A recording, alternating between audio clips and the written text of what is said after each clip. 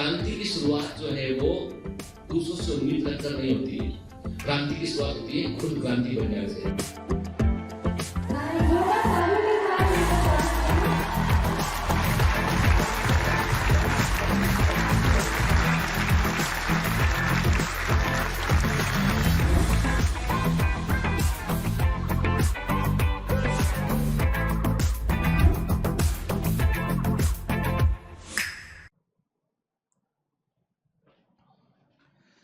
Hello commandos, welcome to biometrics classes online. I am doctor Jitendra Singh. तो चलिए बेटा, cell the unit of life में हम आगे बढ़ते हैं। तो पिछली क्लास में हमने क्या देखा था? मैंने आपसे कहा था कि आप एक टूरिस्ट हैं और मेरे साथ में आप सेल के सफर पर आगे बढ़ चुके हैं और आपका सबसे पहले सामना हुआ था सेल वॉल से।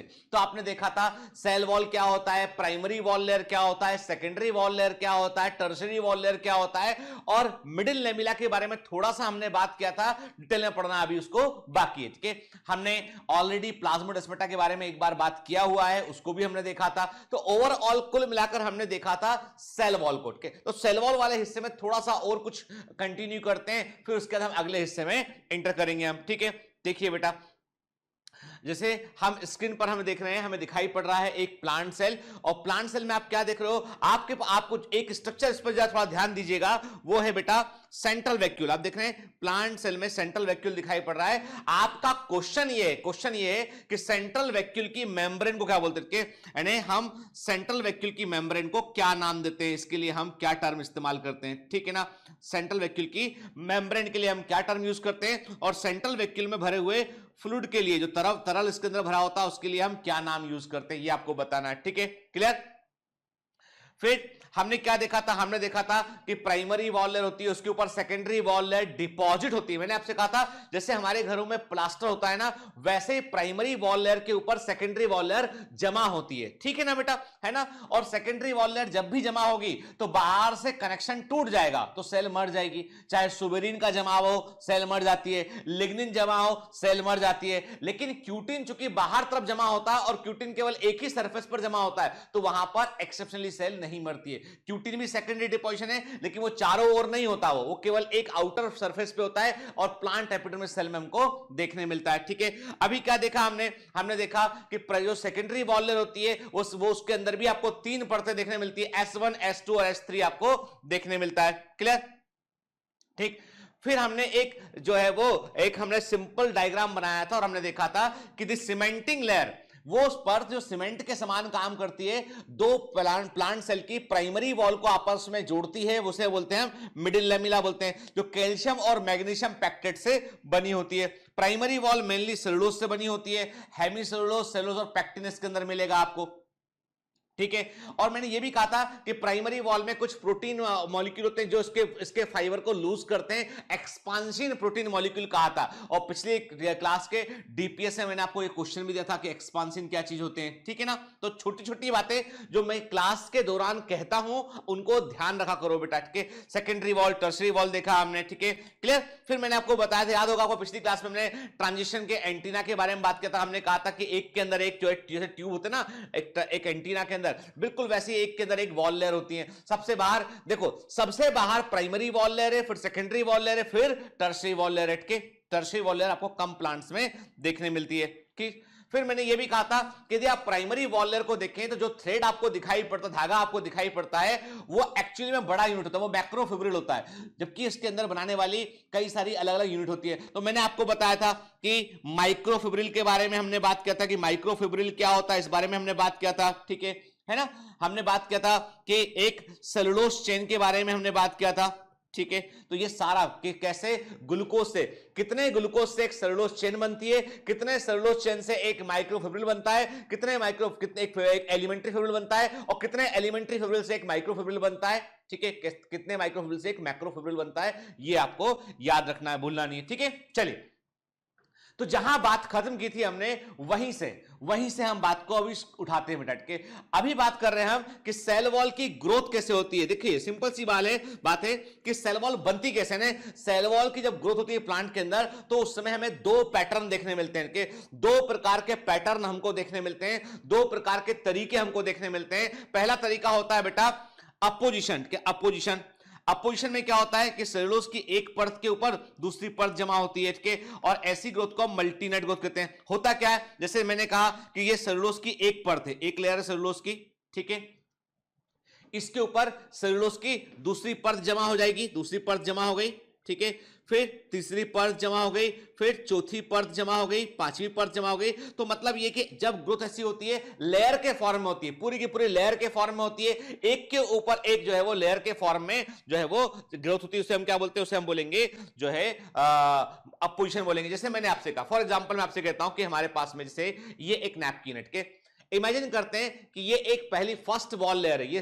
फर्स्ट सेल वॉल लेयर है, इसके साथ में मैंने क्या किया, तो फिर दूसरा वॉल लेयर कंप्लीट लेयर मैंने ऐड कर दिया, थोड़ा मोटा हो गया, पहले से ये हो गया मोटा थोड़ा, ये ठीक है, 2 हो गए, फिर मैंने तीसरा ऐड कर दिया। आप देखिए तो पूरा लेयर का लेयर है, पूरा मैंने लेयर का लेयर ऐड किया है, तो क्या है ये अपोजिशन है, के इसे क्या बोला, मल्टी नेट ग्रोथ बोला हमने। तो हमने क्या कहा, हमने कहा कि layering of cellulose over cellulose, cellulose के में एक के ऊपर एक जो है वो परत जमा होती है, ठीक है, उसे हम लेयरिंग कहते हैं, ठीक है। शीट, एक शीट रखा, दूसरा शीट रखा, तीसरा शीट रखा आपने, ठीक। फिर दूसरा पैटर्न होता है इनटू ससेप्शन के, इनटू ससेप्शन, ठीक है ना।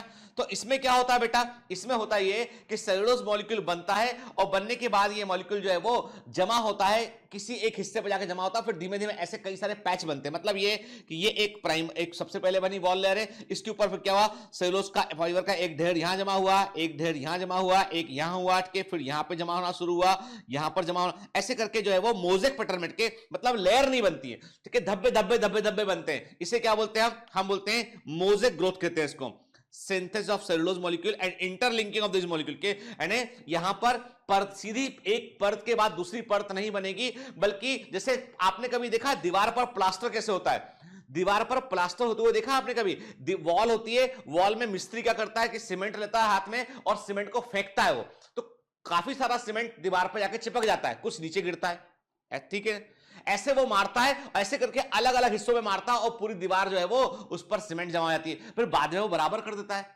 बिल्कुल वैसे ही सेल वॉल की ग्रोथ होती है इनटू ससेप्शन नेट के, यानी सेलुलोज के फाइबर अलग अलग जगह जाकर जुड़ते हैं और फाइनली एक पूरी की पूरी लेयर बन जाती है, ठीक है ना, क्लियर। पर सीधा शुरू से लेयर नहीं बनती है, अलग अलग हिस्सों में जमा होगा और फाइनली फिर वो एक बराबर हो जाएगा, क्लियर। अब आप बोलोगे सर एनसीईआरटी में तो लिखा नहीं है, बिल्कुल नहीं लिखा एनसीईआरटी में, बताइए, लेकिन एग्जाम में पूछा गया इसलिए मालूम होना चाहिए हमको, ठीक है। कई बच्चे जो 2020 वाले स्टूडेंट हैं वो अभी मॉक टेस्ट दे रहे हैं एनटीए का, उन्हें लगता है मैं एनटीए के मॉक टेस्ट में पता नहीं कहां से क्वेश्चन आ रहे हैं। एक्चुअली ये सब चीजें जो पुराने के एग्जामों में पहले ऑल इंडिया पीएमटी में पूछा गया है, एम्स में पूछा गया है, एएफएमसी में पूछा गया है, हम सब कवर करते हैं बेटा, हम कुछ नहीं छोड़ते, सब कवर करते हैं, ठीक है। उसका कारण ये है कि कभी भी एग्जामिनर के दिमाग में आया ना थोड़ा भी पैटर्न चेंज करने का, तो हम सेफर साइड रहना चाहिए, ठीक है बेटा, टू प्रिपेयर योरसेल्फ, कि हम सॉरी ना बोले बाद में, सॉरी के लिए नहीं करना, हमें तैयार रहना है हर तरह के हमले के लिए। एग्जामिनर शत्रु है, वो हम पर हमला करेगा पेपर बनाकर, और हमें हमले का मुंह तोड़ जवाब देना है कि भैया देखो ऐसा है, हम तो तैयार थे पहले से, है ना, ठीक। चलिए अब बात करते हैं मिडिल लेमिला की। नंबर 1 भूलना नहीं बेटा, मिडिल लेमिला जो है वो हमेशा, अब देखो क्लियर कर दो, मिडिल लेमिला आपको कभी भी यूनिसेल्ड प्लांट में देखने नहीं मिलेगा। Why not present in unicelled plant, यानी मिडिल लेमिला आपको एक कोशी पौधे में यूनिसेल्ड प्लांट में देखने नहीं मिलेगा। क्यों नहीं मिलेगा, अरे भाई मिडिल लेमिला सीमेंटिंग लेयर है, सीमेंटिंग लेयर का मतलब एक से अधिक सेल को जोड़ रही है वो, जो यूनिसेल्ड प्लांट है उसमें काहे का सीमेंटिंग लेयर, को जरूरत ही नहीं उसमें सीमेंटिंग लेयर की। आई बात समझ में, आई बात समझ में, एक सिंगल सेल को कहां किससे जोड़ दोगे, आपको तो अकेला इंडिपेंडेंट है ना वो, तो यूनिसेल प्लांट में आपको मिडिल लेमिला देखने नहीं मिलेगा, ठीक है, क्लियर। मल्टी सेल प्लांट में आपको जब वो सेल्स जुड़ेंगी तो उनको जोड़ने के लिए क्या होगा कि सीमेंटिंग लेयर की रिक्वायरमेंट होगी, उसे हम बोलते हैं मिडिल लेमिला कहते हैं। तो क्या करता है ये प्लांट सेल की प्राइमरी वॉल लेयर को आपस में जोड़ता है, कनेक्ट करता है उसको, ठीक है, क्लियर। किससे बना होता है, कैल्शियम और मैग्नीशियम पैक्टेट से बना होता है, देखते हैं। इट इज फर्स्ट फॉर्मलेट के, जब भी कभी प्लांट में साइटोप्लाज्म का डिवीजन होता है उस चीज को हम बोलते हैं साइटोकाइनेसिस कहते हैं, के डिवीजन ऑफ साइटोप्लाज्म, के डिवीजन ऑफ साइटोप्लाज्म को हम साइटोकाइनेसिस कहते हैं। और आपको याद होगा जब हम जो है वो प्लांट और एनिमल सेल का डिफरेंस लिख रहे थे तो मैंने आपसे कहा था कि प्लांट्स के अंदर जो साइटोकाइनेसिस होता है वो सेल प्लेट मेथड से होता है। याद आया? सेल प्लेट मेथड से होता है। और सेल प्लेट क्या होता है? सबसे पहले एक प्लेट बनेगा और उसके बाद साइटोप्लाज्म दो हिस्सों में बढ़ जाएगा, फिर अपनी अपनी वॉल बन जाएगी। तो जो सेल प्लेट बनती है ना वही आगे जाके मिडिल लेमिला में कन्वर्ट होती है। मतलब ये है कि जो प्लांट सेल है उनके अंदर जो है उसने ग्रो किया, दो न्यूक्लियस बन गए। अब साइटोप्लाज्म को बांटना है तो एक बाउंड्री खिंच गया और उस बाउंड्री को बनाया किसने? माइक्रोट्यूब्यूल ने। माइक्रोट्यूब्यूल ने बोला this is the plane and place of cell wall formation. Microtubule ने कहा कि ये वो जगह है जहां पर सेल वॉल बनेगा। तो plane and place of cell wall formation determined by the microtubule. MCQ है एग्जाम का, इसलिए बता रहा हूं, ठीक है। फिर क्या हुआ?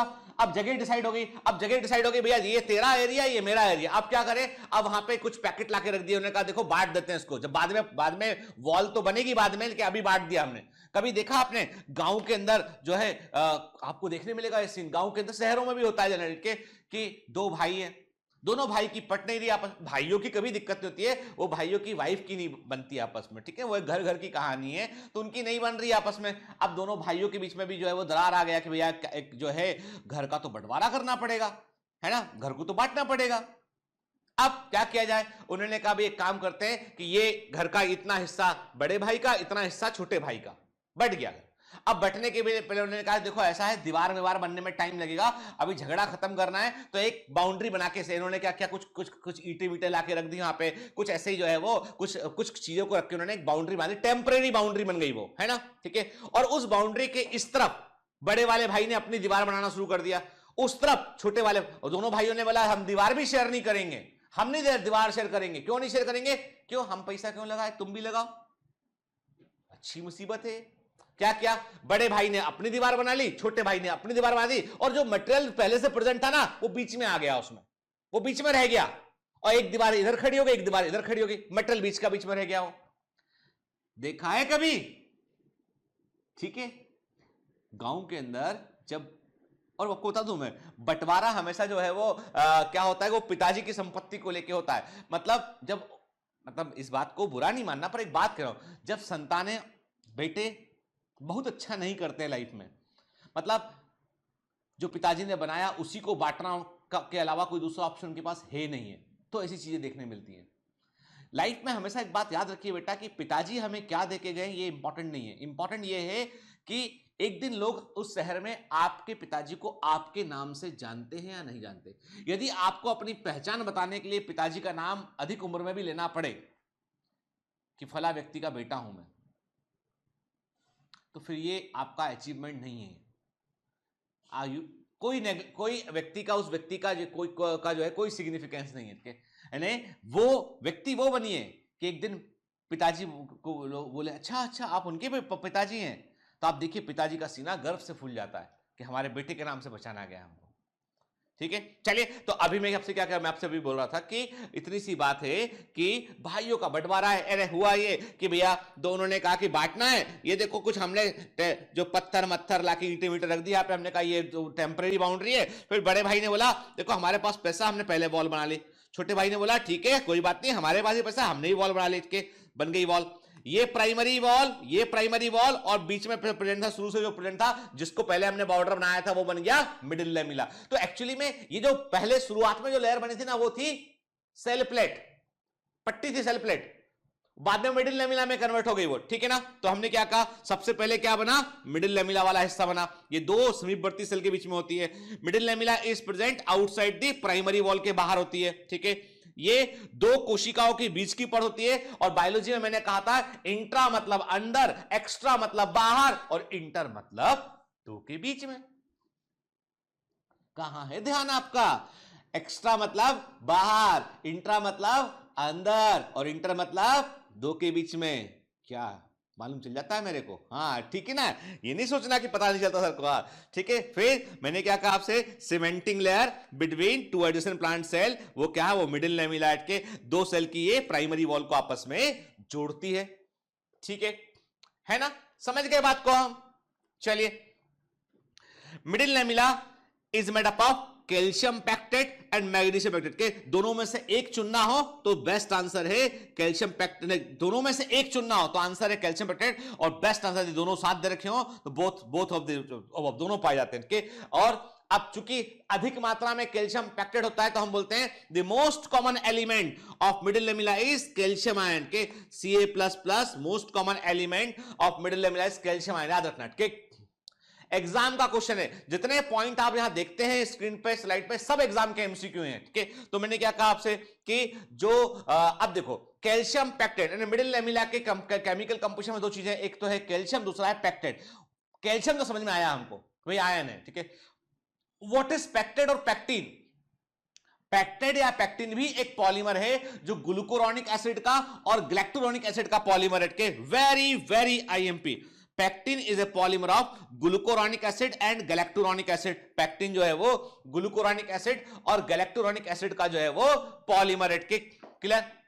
अब याद रखना जो कॉमन बाउंड्री है ना उस पर दोनों सेलों का हक है। जो कॉमन बाउंड्री है ना, दोनों सेल आजू बाजू की दोनों सेल बोलती है हमारी भी बाउंड्री है।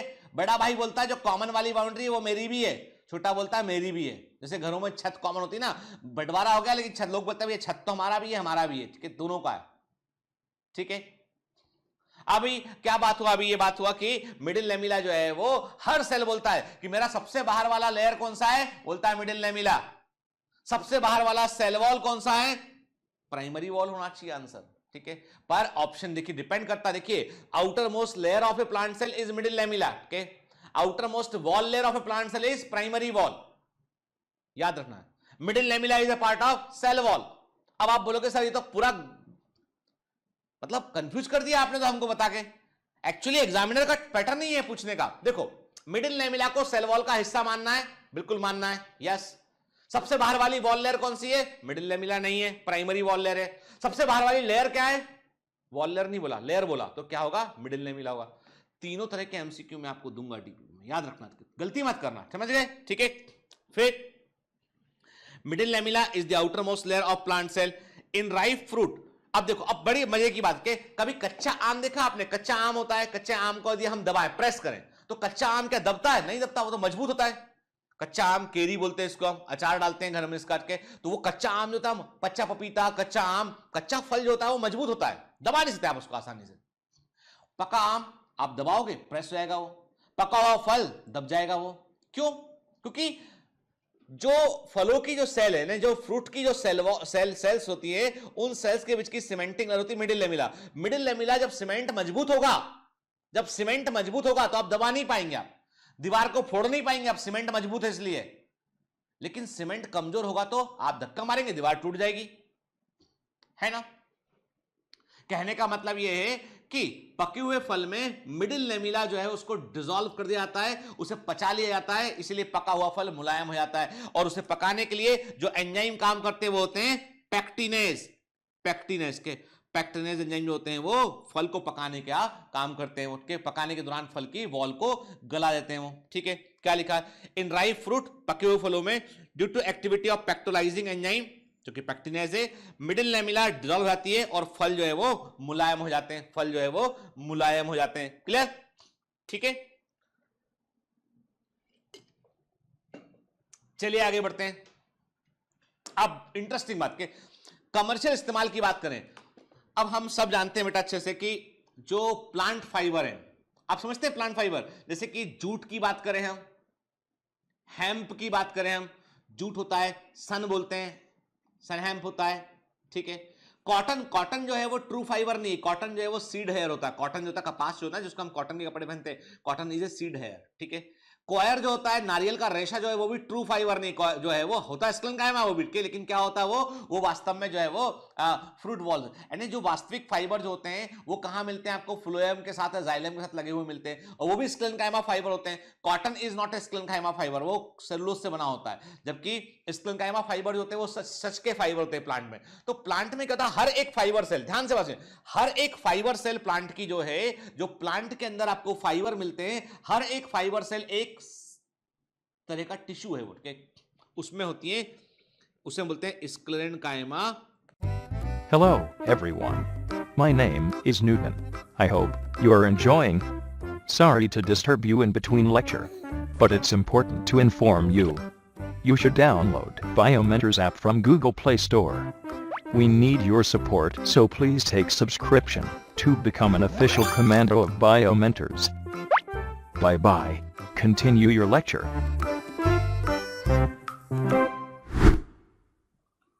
टिश्यू कहते हैं उसे हम, ठीक है। इसमें स्क्लेरोकाइमा सेल होती है। जैसे मैंने कहा एक फाइबर सेल है, दूसरी फाइबर सेल है, मैंने कहा ये एक फाइबर सेल है, ठीक है, ये दूसरी फाइबर सेल है, और दोनों फाइबर सेल के बीच में this is the cementing layer, middle lamella, ये मैंने ब्लैक से मार्क किया। मैंने कहा ये सीमेंटिंग है, क्योंकि सेल है ना, तो सेल को जोड़ने वाली सीमेंटिंग लेयर तो होगी, ये मिडिल लेमिला है, ठीक है, ये मिडिल लेमिला है। अब हमको क्या करना है, हमको फाइबर को अलग अलग करना है, क्योंकि हमको तो इसको कमर्शियल यूज करना है। तो हमें क्या करना है, हमें इन फाइबर सेल को अलग अलग करना है, इन फाइबर सेल को अलग अलग करना है। तो क्या करना पड़ेगा आपको, आपको मिडिल लेमिला को गलाना पड़ेगा। अब आपको बता दूं मैं, मिडिल लेमिला को गलाने के लिए क्या करते हैं, अभी इस समय जो है वो, इस समय बड़ा अच्छा टेक्नोलॉजी मालूम चल गया हमको कि हम बैक्टीरिया यूज करते हैं। हम जहां पे फाइबर है, फाइबर को हम एक मीडियम में डालते हैं, वहां पर हम बैक्टीरिया छोड़ते हैं। बैक्टीरिया का नाम है क्लॉस्ट्रिडियम एसिडोब्यूटाइरिकम। क्लॉस्ट्रिडियम एसिडोब्यूटाइरिकम बैक्टीरिया है जो ब्यूटाइरिक एसिड का प्रोडक्शन करता है, और एसिड के प्रभाव में आके, एसिड के इफेक्ट में आके मिडिल लेमिला गल जाती है, और फाइबर को आप अलग अलग कर लेते हो। फाइबर के अलग अलग करने को बोलते हैं रेटिंग ऑफ फाइबर। अब आप बोलोगे सर ये कैसे बीच में आ गया? This is the portion from microbes in human welfare. 12th class NCERT microbes in human welfare में बैक्टीरियल एक्टिविटी, जहां हम माइक्रोब्स का यूज करते हैं कमर्शियल लेवल पे, वो पूछा जाता है। तो यहां पे क्लॉस्ट्रिडियम एसिडोब्यूटाइरिकम देखा है। Retting of fibre again related to the जो है ह्यूमन वेलफेयर चैप्टर, ठीक है। तो ये, और जहां चूंकि फाइबर है, सेल वॉल है, मिडिल लेमिला गला रहे हैं, तो साइटोलॉजी का हिस्सा बन गया है। तो कई बार क्या होता है, हर चैप्टर के मल्टीपल लिंक होते हैं। मैंने पहले भी कहा सेल चैप्टर जो है वो बड़े सारे चैप्टर को कनेक्ट करता है, ठीक है। तो हम एक बात समझ गए यहां पे कि The plant fibers are present in bundles. Plant fibre bundle में पाए जाते हैं, समूह में पाए जाते हैं। Each plant fiber is a sclerenchyma cell. हर एक प्लांट फाइबर एक sclerenchyma कोशिका होता है। These cells are connected by middle lamella. ये कोशिकाएं मिडिल लेमिला से जुड़ी होती हैं। This is the reason the fibers are present in bundles. यही कारण है कि फाइबर बंडल में पाए जाते हैं, वो जुड़ी होती है मिडिल लेमिला से उठ के। So to obtain these fibers, इसलिए इन फाइबर को प्राप्त करने के लिए एंजाइम पैक्टिनेज का इस्तेमाल करते हैं, जो मिडिल लेमिला को सीमेंटिंग लेयर को गला देता है, और मिडिल लेमिला और फाइबर को मिडिल लेमिला से फाइबर को अलग कर देता है। इस प्रोसेस को हम रेटिंग ऑफ फाइबर कहते हैं, ठीक है। मतलब एंजाइम पैक्टिनेज यूज करेंगे, पैक्टिन को डिसॉल्व कर देगा, मिडिल लेमिला गल जाएगी, फाइबर को अलग अलग निकाल लेंगे, इसे रेटिंग ऑफ फाइबर्स कहते हैं। क्लियर? ये तो है एंजाइम पैक्टिनेज को यूज करना। महंगा तरीका है, एंजाइम को पहले आइसोलेट करो फिर इस्तेमाल करो, तो कॉस्ट इफेक्टिव नहीं है तरीका ये। तो अब क्या किया, अब समझ गए हम, बैक्टीरिया एसिडोब्यूटाइरिकम का इस्तेमाल करते हैं, ये भी रेटिंग ऑफ फाइबर में यूज होता है। ये बैक्टीरिया जो है वो ब्यूटाइरिक एसिड का प्रोडक्शन करता है, इट प्रोड्यूसेस ब्यूटाइरिक एसिड। ये बैक्टीरिया क्या करता है, ब्यूटाइरिक एसिड का प्रोडक्शन करता है, ब्यूटाइरिक एसिड का प्रोडक्शन करता है, और एसिड के प्रभाव में मिडिल लेमिला गल जाती है। क्लियर? ठीक है, एकदम अटेंटिव रहिए बेटा। मुझे मालूम है थोड़ा सा सेल वॉल का हिस्सा बोर लगता है आदमी को, ठीक है, लेकिन समझिए ना कि हम हर जगह पे कैसे अपना, मतलब इंसान की प्रवृत्ति देखिए आप, हर जगह पे वो इकोनॉमिक फायदा ढूंढ लेता है अपना, ठीक है। देखो ये है, आप देख रहे हो, ये सेल फाइबर सेल है, फाइबर सेल है, ये मिडिल लेमिला है, इसको हम डिसॉल्व करके अलग अलग निकाल सकते हैं इसको, ठीक है। क्लियर? अब आते हैं दोबारा से प्लाज्मोडेस्माटा पे। फर्स्ट टाइम प्लाज्मोडेस्माटा को देखा था स्ट्रासबर्गर ने, फर्स्ट टाइम प्लाज्मोडेस्माटा को देखा था स्ट्रासबर्गर ने। ये क्या होते हैं, ये प्रोटोप्लाज्मिक कनेक्शन होते हैं जो समीपवर्ती कोशिकाओं के बीच में सेल वॉल से बाकी सब, यानी एक सेल से जो है वो दूसरे सेल को कनेक्ट करते हैं, टेलीफोन के तार के समान होते हैं, और सेल वॉल से गुजरते हैं, मिडिल लेमिला से गुजरते हैं, और सेल को आपस में कनेक्ट करते हैं, ठीक है। तो साइटोप्लाज्मिक ब्रिजेस होते हैं, कोशिका द्रवी सेतु होते हैं कि जो समीपवर्ती सेल्स को आपस में कनेक्ट करते हैं, क्योंकि यही मीडियम ऑफ कम्युनिकेशन है। यानी सेल्स को आपस में कम्युनिकेट करना है, तो सेल्स आपस में कम्युनिकेट करना है, सेल्स को आपस में एक दूसरे को सूचना भेजना है, तो लिविंग कंटेंट की रिक्वायरमेंट है, जीवित पदार्थ की रिक्वायरमेंट है। सेल वॉल तो नॉन लिविंग है, वो बोल देती है भैया हम तो कुछ बता ही नहीं पाएंगे, हम तो मर गए।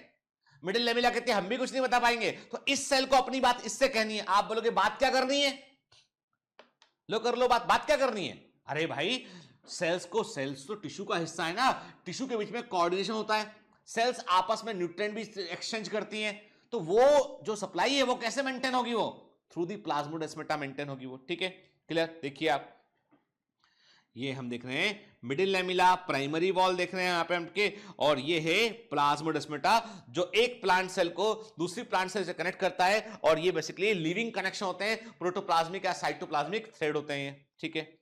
The continuity of cytoplasm from cell to cell is maintain through the plasmodesmata. याद रखिएगा बेटा, प्लाज्मोडेस्माटा आपको प्लांट सेल में ही देखने मिलते हैं, ठीक है ना, क्लियर। ये प्लांट सेल में होते हैं। तो प्लाज्मोडेस्माटा क्या होता है, एक सेल से दूसरे सेल्स की कंटिन्यूटी को मेंटेन करता है, ठीक है।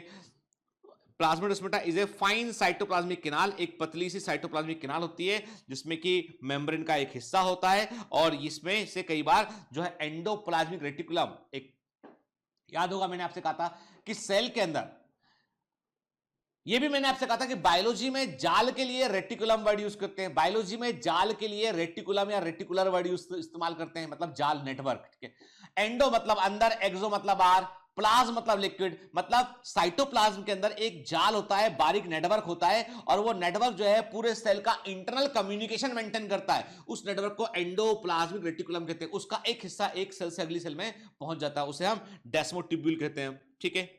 और प्लाज्मोडेस्माटा की हेल्प से पूरा का पूरा प्रोटोप्लास्ट एक लिविंग सिस्टम का आपस में जुड़ा होता है और एक कंटीन्यूअस सिस्टम बनाता है, उसे सिम्प्लाज्म कहते हैं। तो सिम्प्लाज्म का मतलब है लिविंग सिस्टम जो आपस में प्लाज्मोडेस्माटा की हेल्प से जुड़ा हुआ है, आपस में एक दूसरे को कम्युनिकेट कर सकता है, वो कहलाता है सिम्प्लाज्म, ठीक है। तो मतलब प्लाज्मोडेस्माटा की हेल्प से पूरा का पूरा लिविंग सिस्टम आपस में कनेक्टेड होता है, एक दूसरे को सूचनाएं भेज सकता है, और इसे हम बोलते हैं सिम्प्लाज्म कहते हैं, ठीक है, क्लियर।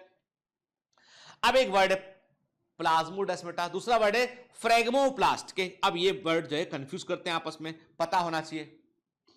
अच्छा बताओ, मैंने अभी आपको कहा था कि फ्रेगमोप्लास्ट क्या होते हैं। चलो एक काम करते हैं, वो कहानी है ना भाई के बंटवारे वाली कहानी, उस कहानी को हम फिर से कहते हैं कि भैया देखो दो भाई की बन नहीं रही आपस में, ठीक है। दोनों भाई ने बोला कि बंटवारा, ठीक है, घर का बंटवारा करना है। अब इसे एक घर है, ठीक है, ये घर है बड़ा सा, ठीक है। अब इस घर के बंटवारे की बात आ चुकी है यहां पे, ठीक है। तो क्या भैया देखो ऐसा है, ये यहां से जो है ये गांव के जो लोग बाग थे वो घर आए झगड़ा सुलझाने के लिए, वो लोग बाग आए और लोगों ने कहा कि भैया एक काम करते हैं कि भाई तुम दोनों भाई झगड़ो मत आपस में, अच्छा नहीं रोज का झगड़ा, घर को बांट लेते हैं, ठीक है, घर को बांट लेते हैं। तो अब जो है घर को बांटने की बात हो गई। तो गांव के जो बड़े बूढ़े थे उन्होंने बताया भाई देखो ऐसा, ये इस बाउंड्री से तुम घर को बांट सकते हो। तो माइक्रोट्यूब्यूल, छोटा समूह था गांव के बड़े बूढ़े, उन्होंने बताया कि भैया plane and place of cell wall formation microtubule ने डिसाइड कर दिया कि यहां से बांट लो। अब बांटने के लिए क्या करें भैया, आज तो झगड़ा बड़ा चल रहा है, हमें तो बांटना पड़ेगा। तो छोटे भाई ने बड़े भाई ने मिलकर जो है कुछ कुछ सामान लेके आए, किसी ने लाके कुछ यहां पे रख दिया, थैली, एक थैली लाके यहां रख दिया, एक थैली क्या कल्पना करते हैं गांव में क्या है, वो जो खाली खाली बोरे होते हैं ना, जो कवर होते हैं, जो बैग होते हैं बड़े बड़े के, उन बैग में रेत डाला उन्होंने, लाके रख दिया, एक यहां रख दिया, एक यहां रख दिया, ऐसे करके उन्होंने एक बाउंड्री को तैयार कर लिया, ठीक है। बाद में क्या किया, बाद में इसी बाउंड्री को जो है वो मजबूत करके जो अभी झगड़ा निपट जाए, ताकि कल को ऐसा ना हो कि बड़ा भाई बोले कि यहां आगे तक मेरा था, छोटा बोले कि मेरा था। तो गांव वालों ने अपने सामने कहा कि भाई तुम लोग अपने अपने थैलियां रख लो, यहाँ पे लाके कुछ बोरे लाके कुछ बैग में लाके रख लो, ताकि अलग अलग हिस्सा हो जाए, रख दिया, ठीक है। तो ये जो थैलियां थी ना शुरू में आई थी, शुरू में जो आके रखाई थी, ये है फ्रेगमोप्लास्ट। ये क्या है, फ्रेगमोप्लास्ट है। अब इसके बाद इसके ऊपर क्या बना, सेल प्लेट बन गया। भैया देखो अब हो गया, अभी टेम्परेरी बाउंड्री मारते हैं, जब पैसा आएगा बड़ी बाउंड्री बना लेंगे, सेल प्लेट बन गया। फिर थोड़ा पैसा आया, उन्होंने कहा भाई अपने अपने छोटे भाई से बोला तू भी अपनी दीवार बना, मैं भी अपनी दीवार बनाऊंगा, अपनी अपनी दीवार बनाई, प्राइमरी वॉल बन गई। अब घर के अंदर चाहे जो प्लास्टर लगा लो, सेकेंडरी वॉल कर लो, आपकी मर्जी है ना। तो ये जो हमारी जिंदगी में जो छोटी छोटी घटनाएं घटती है ना, वो सब भी घटनाएं सेल के अंदर भी घट रही होती है। देखिए, we know that cell wall is the product of cytoplasm. हम जानते हैं सेल वॉल साइटोप्लाज्म का उत्पाद है, क्योंकि सेलुलोज आसमान से नहीं आता है। सेलुलोज, हेमीसेलुलोज, पेक्टिन, जो भी केमिकल है वो सेल के अंदर ही बनते होंगे, ठीक है। गोल्जी कॉम्प्लेक्स, एंडोप्लाज्मिक रेटिकुलम और microtubule play great role in the formation of cell wall. Very very IMP. Golgi complex इसलिए इंपॉर्टेंट है क्योंकि गोल्जी कॉम्प्लेक्स जो है वो थैलियां बनाता है। वो जो बोरे हैं ना जिनमें रेत भर के लाए थे, गोल्जी कॉम्प्लेक्स बोलता है भैया ये ले लो हमसे, सेलुलोज की एक थैली ले लो हमसे। दूसरे सेल, तो गोल्जी कॉम्प्लेक्स जो है वो सब जितने भी सेल वॉल के जो मटेरियल है वो गोल्जी कॉम्प्लेक्स कंट्रीब्यूट करता है, और इस गोल्जी कॉम्प्लेक्स को बनाने का काम करता है एंडोप्लाज्मिक रेटिकुलम। गोल्जी कॉम्प्लेक्स होता है भैया हमको कोई तो सपोर्ट करो, तो ईआर सपोर्ट करता है उसको, और बड़े बूढ़े कौन है जिन्होंने जगह बांट दी थी वो है माइक्रोट्यूब्यूल। ठीक है, at the time of cell wall formation Golgi body releases vesicles filled with the cell wall material. Cell wall निर्माण के समय गोल्जी कॉम्प्लेक्स जो होता है वो ऐसे पदार्थों को रिलीज करता है, ऐसी थैलियों को रिलीज करता है, ऐसे वेसिकल मतलब थैलियां, ऐसे थैलियों को छोड़ता है जिनमें सेल वॉल का पदार्थ भरा होता है। ठीक है, ठीक, इन वेसिकल्स को, थैलियों को क्या बोलते हैं, फ्रेगमोप्लास्ट कहते हैं। ये आपस में अरेंज होती है और एक सेल प्लेट बन जाती है। ठीक है, तो हम बोलते हैं कि phragmoplast are the precursor of the cell plate which ultimately form the cell wall. बताया ना मैंने आपको, पहले थैलियां लाके जमा कर दी उन्होंने, फिर सेल वो क्या बन गया, पूरी लंबी लेयर बन गई, सेल प्लेट बन गया, फिर सेल वॉल बन जाएगा। ठीक है, तो फ्रेगमोप्लास्ट का संबंध किससे, साइटोप्लाज्म के डिवीजन से, बंटवारे से है साइटोप्लाज्म के। ठीक है, साइटोकाइनेसिस से। टर्म फ्रेगमोप्लास्ट प्रपोज्ड बाय इरेरा इन 1888। ठीक है, इरेरा ने फ्रेगमोप्लास्ट टर्म को दिया। क्लियर? चलिए, ये तो बात की हमने किस बारे में कि फ्रेगमोप्लास्ट क्या होता है। अरे कुछ नहीं, ये थैलियां हैं भाई जिनमें वॉल मटेरियल है, उनको लाके जमा कर दिया आपने तो सेल प्लेट बन जाएगा। तो सेल, अब ये क्वेश्चन एमसीक्यू पूछा गया एग्जाम में कि which is known as the precursor of cell plate. Cell plate का प्रिकर्सर क्या है, पूर्वगामी क्या है, फ्रेगमोप्लास्ट होता है। Cell plate ultimately converts into, cell plate वास्तव में किस में कन्वर्ट होगी, मिडिल लैमिना में, और उसके ऊपर फिर सेल वॉल जमा होगा। ठीक है, चलिए कुछ एक्स्ट्रा स्टॉक पॉइंट देखते हैं। Middle lamina can be dissolve bye strong acid, बताया मैंने आपको। ठीक है, स्ट्रॉन्ग एसिड से मिडिल लैमिना को आप गला सकते हो, डिसॉल्व कर सकते हो। लिग्निन जो होता है, जब भी कभी सेल वॉल में लिग्निन जमा होगा सेल वॉल मजबूत हो जाएगी। मतलब जो जिन टिश्यू को मैकेनिकल सपोर्ट देना होता है, ध्यान से बात सुनिएगा, ठीक है ना। ठीक है, जिन टिश्यू को मैकेनिकल सपोर्ट देना होता है, हर चीज का एक कारण है। जिन टिश्यू को मजबूती देना होता है तो वो क्या होते हैं, वो हिस्से जो है वो बने होते हैं, लिग्निफाइड टिश्यू होते हैं, जो फाइबर्स हैं, लिग्निफाइड टिश्यू है, वो मजबूत है, वो प्लांट को फ्लेक्सिबिलिटी और मजबूती प्रदान करते हैं। जाइलम वेसल लिग्निफाइड है, एक ट्यूब है, मजबूत ट्यूब है वो।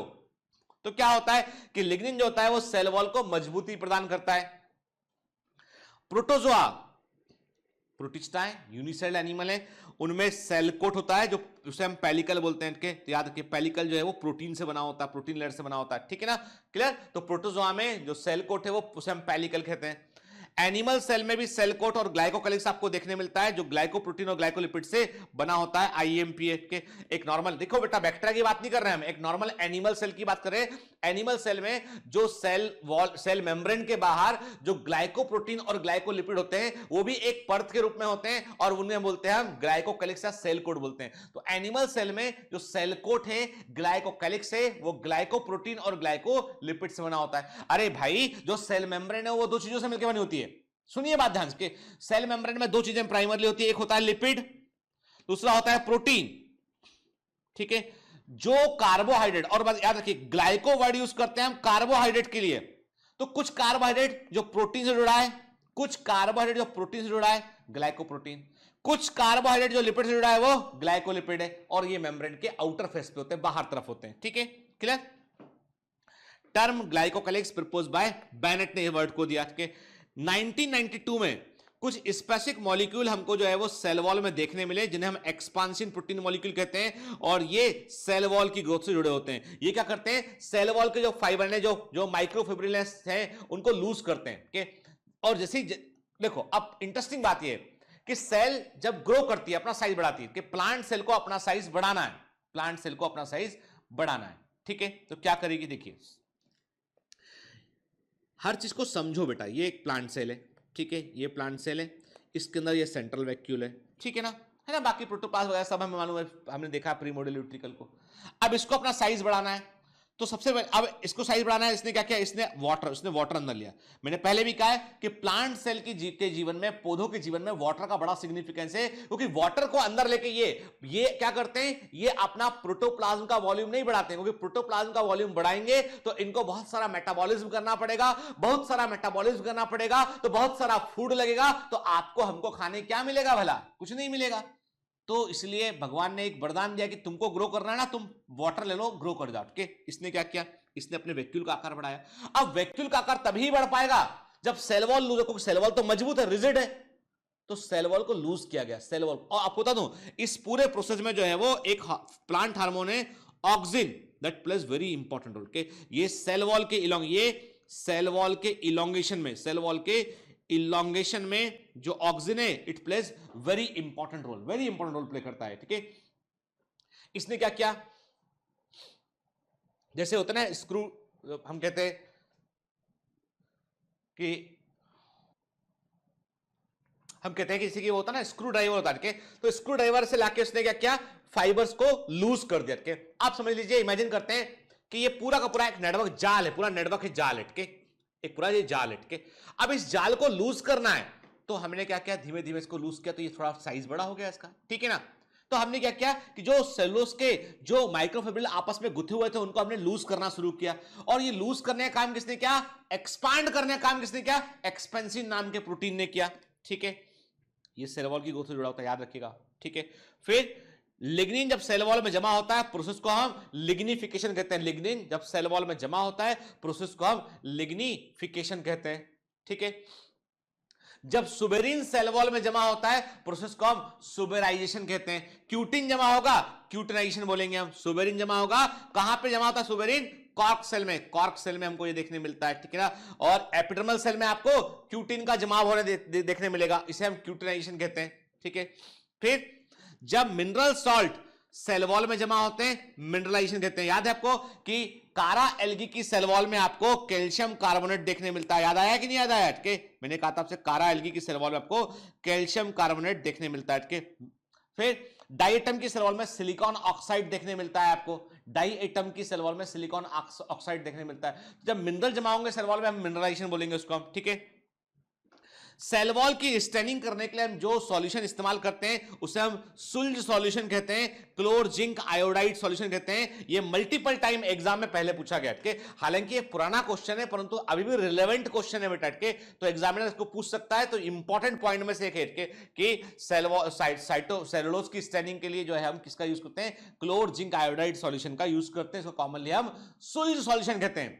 क्लोर जिंक आयोडाइड सॉल्यूशन को कॉमनली हम सुल्ज सॉल्यूशन कहते हैं। ठीक है, फिर अब जब एक केमिकल की बात की, दूसरे की बात भी करते हैं कि पैक्टिन किसमें कहां होता है। पैक्टिन होता है मिडिल लेमिला में। और पैक्टिन की स्टेनिंग के लिए हम क्या यूज करते हैं, पैक्टिन की स्टेनिंग के लिए हम रुथेनियम रेड का यूज करते हैं। Very very IMP multiple time exam में पूछा गया है, वो है लिग्निन की स्टेनिंग के, और एनसीईआरटी में मेंशन भी है आगे के चैप्टर्स में के, वो है सैफ्रानिन के। सैफ्रानिन जो होता है वो लिग्निफाइड टिश्यू की स्टेनिंग करता है, वेरी वेरी इंपॉर्टेंट। ठीक है, क्यूटिन की स्टेनिंग करता है सुडान थर्ड स्टैंड, क्यूटिन की स्टेनिंग करता है। ठीक है, पेप्टिडोग्लाइकन की स्टेनिंग कौन करता है, याद आया आपको, gram positive gram negative bacteria के। तो पैक्टिन जो पेप्टिडोग्लाइकन है उसकी स्टेनिंग करता है crystal violet and iodine. Clear? Kohn के अनुसार the growth of cell wall is regulated by auxin plant hormone. याद है, मैंने अभी कहा था सेल इलोंगेशन में जो है ऑक्सिन रोल प्ले करता है। तो कोहन ने बताया कि प्लांट के अंदर जो सेल वॉल की ग्रोथ है उसमें जो हार्मोन इन्वॉल्व है वो है ऑक्सिन फाइटो हार्मोन के। It is one of the very important hormone in plant life. ठीक है, ठीक है। फिर the outer most boundary of cell which is outside the protoplasm in both animal and plant cell is described as the extracellular matrix के। तो कई बार examiner जो है आपको ईसीएम वर्ड इस्तेमाल करता है, तो ईसीएम का फुल फॉर्म होता है एक्स्ट्रा सेलुलर मैट्रिक्स के। एक्स्ट्रा मतलब सेल से बाहर, सेलुलर मतलब कोशिका के, सेल से बाहर, मैट्रिक्स मतलब जो भी पदार्थ है के, सेल से बाहर जो भी पदार्थ है। तो अब सेल से बाहर मतलब हमने कहा प्रोटोप्लाज्म के आउटसाइड जिसकी बात करें। अब एक प्लांट सेल में प्रोटोप्लाज्म के बाहर क्या है, सेकेंडरी वॉल है, प्राइमरी वॉल है। मान लो कि यंग सेल है, जनरली क्या होता है जब भी सेकेंडरी वॉल बनती है बेटा तब प्रोटोप्लाज्म खत्म हो जाता है, ठीक है, मर जाता है क्योंकि कनेक्शन टूट जाते हैं। सेकेंडरी वॉल डिपोजिशन का फॉल्ट ये है कि प्लाज्मोडेस्माटा डिस्कनेक्ट रहेगा तो सेल को नरिशमेंट नहीं मिलेगा, सेल मर जाती है, ठीक है। लेकिन अब हम यदि ओवरऑल देखें तो एक प्लांट सेल के प्रोटोप्लाज्म के बाहर क्या है, सेल वॉल है और मिडिल लेमिला बाहर है। और एनिमल सेल में क्या है, सेल प्रोटोप्लाज्म के बाहर क्या है, केवल ग्लाइकोप्रोटीन और ग्लाइकोलिपिड से बना हुआ सेल कोट पाया जाता है। ठीक है, तो ईसीएम ऑफ प्लांट सेल का एक्स्ट्रा सेलुलर मैट्रिक्स क्या होता है? सेल वॉल और मिडिल लेमिला। और एनिमल सेल का क्या होता है? सेल कोट या ग्लाइकोकैलिक्स। वेरी वेरी आईएमपी, ये बड़े कंफ्यूजिंग क्वेश्चन होते हैं एग्जाम में। ठीक है, समझ में जाते हैं, हवा ही नहीं लगता क्वेश्चन कहां से आ गया है, इसलिए लेट बी क्लियर। ठीक है, कि मैंने आपसे कहा कि ECM extracellular matrix plant cell का क्या है, मतलब प्रोटोप्लाज्म के बाहर का जो कुछ भी है वो एक्स्ट्रा सेलुलर मैट्रिक्स है, वो है सेल वॉल और मिडिल लेमिला।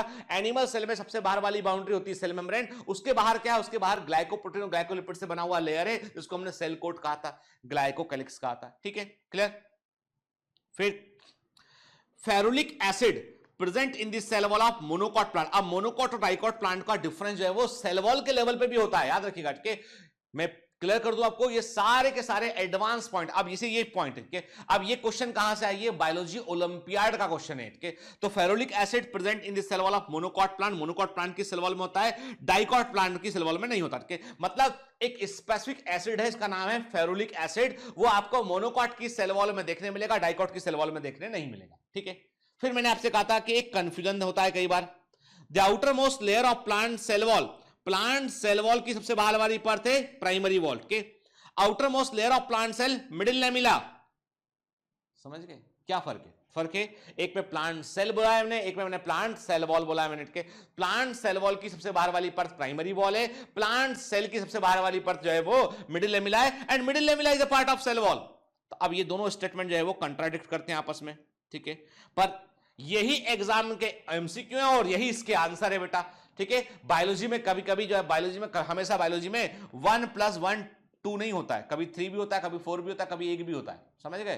तो आपको स्मार्ट वर्क वो है कि यू शुड नो कि what is the exact answer in the exam. Exam में देखो, मैं हमेशा कहता हूं कि मैं यहां पढ़ाता हूं तो मैं आपको बताता हूं कि एग्जामिनर का माइंड क्या कहता है, क्या उत्तर चुना उसने, वो हमें मालूम होना चाहिए। तो क्या बोला उसने? पूछा आपसे middle lamella is a part of, option A cell membrane, option B cell wall, option C दिया उसने आपको इंट्रासेलुलर कंपार्टमेंट के। तो आपको पता है कि middle lamella is a part of cell wall के। फिर पूछा उसने outer most layer of plant cell, answer है middle lamella. Outer most layer of plant cell wall, answer है प्राइमरी वॉल के। Outer most layer of unicelled plant cell, unicell plant के, outer most wall layer of unicelled plant, एक कोशी पौधे की सबसे बाहर वाली परत।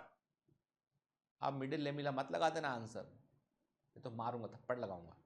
मैंने कहा था, क्या कहा था मैंने? यूनिसेल प्लांट में मिडिल लेमिला नहीं होता है ना बेटा? ठीक है, तो समझ गए ना? तो क्या हो गया बेटा इसमें? आ गया इसमें कि outer most layer of plant cell wall primary wall, outer most layer of plant cell middle lamella, outer most layer of unicell plant primary wall के, middle lamella is a part of cell wall. Clear? आई बात समझ में? चलिए अभी हम आगे, या अभी बात यहीं खत्म करते हैं, बहुत सारा हो गया है इंफॉर्मेशन। ठीक है, इंफॉर्मेशन को दिमाग में रखिए और नेक्स्ट क्लास से हम बात करेंगे। अब थोड़ा हम अंदर जाएंगे। ठीक है, हम सेल वॉल देख लिए, अब हम आगे बढ़ेंगे कहां पहुंचेंगे? हम सेल मेम्ब्रेन के पास पहुंचेंगे और दरवाजा नॉक करके बोलेंगे बताओ तुम्हारे पास क्या क्या है। ठीक है, हम जानेंगे कि मेम्ब्रेन किस तरह की होती है, कैसे बिहेव करती है। और सेल मेम्ब्रेन जो पढ़ेंगे ना, ये बड़ा इंपॉर्टेंट हिस्सा है बेटा, क्योंकि इसका कनेक्शन है प्लांट फिजियोलॉजी से। तो कई सारी चीजें यहाँ पे, थोड़ा सा 2-3 लेक्चर लगेगा उसमें, लेकिन क्या होगा कि उसमें बहुत सारे कॉन्सेप्ट यहाँ पे कि कैसे जो है मेम्ब्रेन बिहेव करती है, और वो सारे कॉन्सेप्ट डिफ्यूजन, ऑस्मोसिस, वो सारे कॉन्सेप्ट जो है वो आपकी फिजियोलॉजी के अंदर भी काम आते हैं। ठीक है ना? तो पढ़ते रहिए, मेहनत करते रहिए, ऑल द बेस्ट।